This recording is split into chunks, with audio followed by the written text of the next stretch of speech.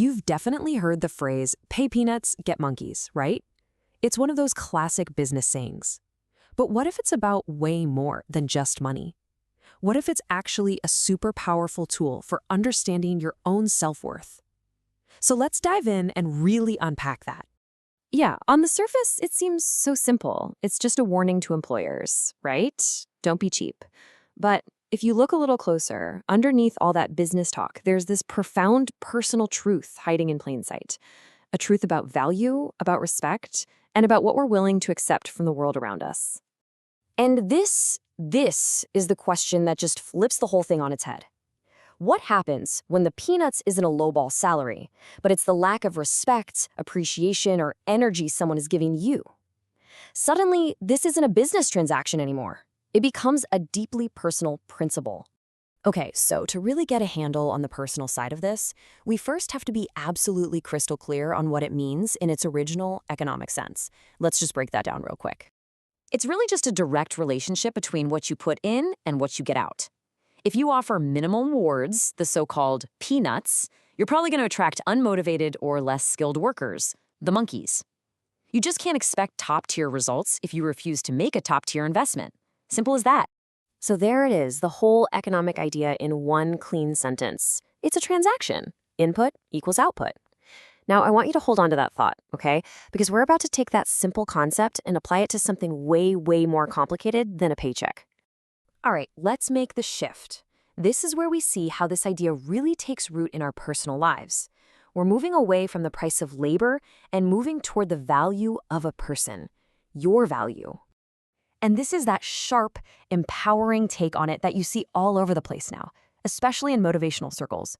It takes that old economic rule and aims it right at how we should be treated. I mean, that is a powerful statement about knowing your worth. And did you see what happened there?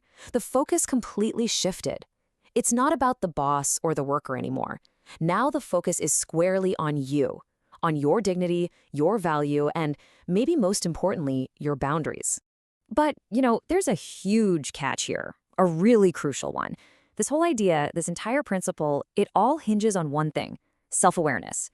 To know if you're being undervalued, you have to first have a pretty clear and honest idea of your own value. And, well, that's where the real work and the maturity comes in. And believe me, this isn't just some abstract concept.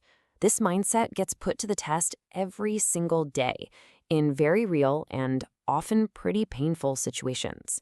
So let's look at where this thing tends to pop up the most. You see it everywhere, right? It could be that job where you're constantly getting passed over, or that relationship where you feel like you're the only one putting in any effort. It can even be in those toxic friendships that just leave you feeling totally drained.